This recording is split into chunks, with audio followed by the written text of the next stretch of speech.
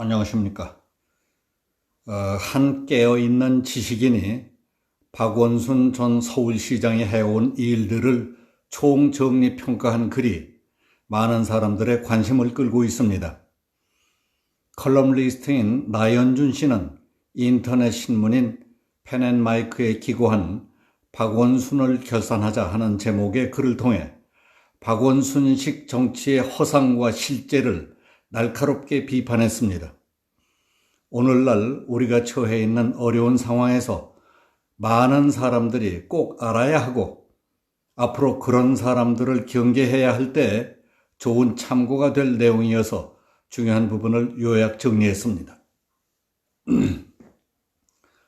박원순의 10년을 결산한다면 서울시에는 시민사회의 복마전이자 좌파의 병참기지, 전 근대로 회귀하려는 반동의 베이스 캠프였다고 할 수 있습니다. 그러니까 폭로하고 또 폭로하고 폭로하며 이제 반격에 화살을 쏘아야 합니다.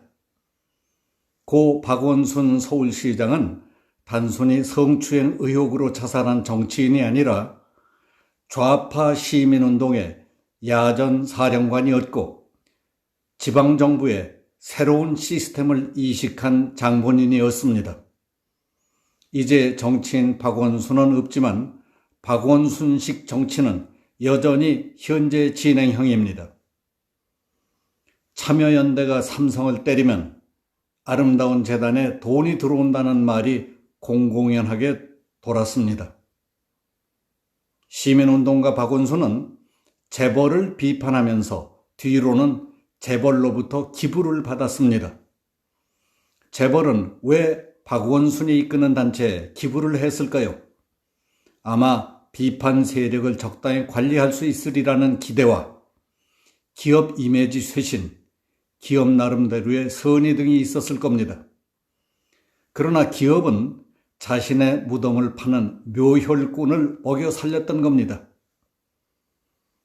박원순이 서울시장에 취임한 뒤 과거 운동권과 시민사회 인사들은 수많은 협동조합을 만들었습니다.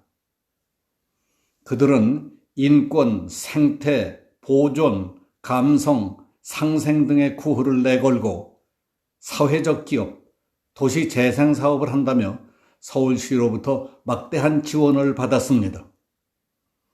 혈세로 한다는 사업은 겨우 담벼락에 벽화 그리기, 카페, 박물관, 기념관을 만들거나 공원 조성하기, 기념사업 개최, 유통 따위였습니다.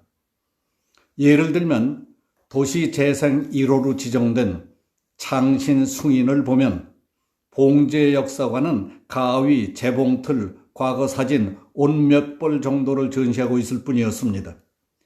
이런 역사관에 건설비 39억 원이 들어갔습니다. 연간 운영 예산이 7억 7천만 원에서 15억 원 정도 든 것으로 되어 있습니다.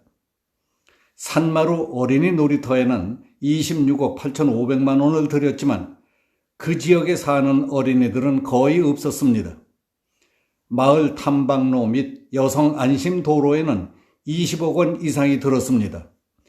이와 같은 도시 재생 사업이 서울시에서 46개나 진행됐습니다. 이런 사업에는 일관된 특징이 있습니다. 첫째, 생산성이 고려되지 않았습니다. 이들이 내세운 정서적 가치는 측정이 불가능하기 때문입니다. 둘째, 전문성이 없습니다. 겨우 시설관리 수준입니다. 셋째, 자생력이 없습니다. 계속 혈세가 들어가는데 경쟁력을 갖추려는 노력은 하지 않습니다. 그저 감성적으로 포장만 잘하면 그만이었습니다. 넷째, 상당수 협동조합이 운동권 네트워크를 통해 만들어졌습니다.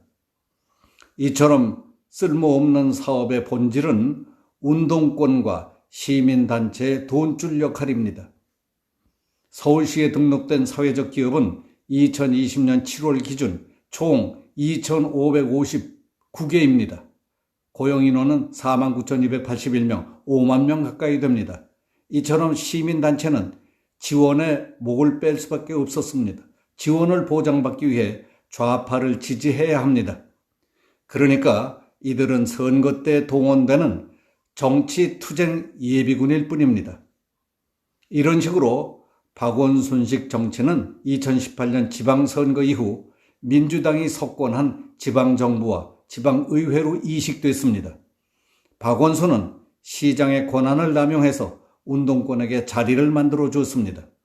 이렇게 자리를 차지한 사람들이 월급 받고 명예를 유지하기 위해서 할 수 있는 일이라고는 오직 충성하는 것뿐입니다. 서울시에는 에너지정책위원회에 개그맨 김미화, 작가 공지영, 광노현 전 서울시 교육감, 조계종 총무원장 자승, 천주교의 김희중 대주교 등을 위원으로 위촉했습니다. 이런 분들이 에너지에 대해 무엇을 논하겠습니까? 박원순은 서울시장 취임 4년 만에 이런 위원회를 62개나 신설했습니다. 도심의 낙후된 지역을 대상으로 하는 도시 재생사업은 춥고 가난하던 시절을 목가적이고 낭만적으로 치장하는 허접한 박물관이나 기념관으로 만드는 것이었습니다. 도심의 낙후된 곳은 해결해야 할 과제가 아니라 사업 지속의 에너지원이 될 뿐이었습니다.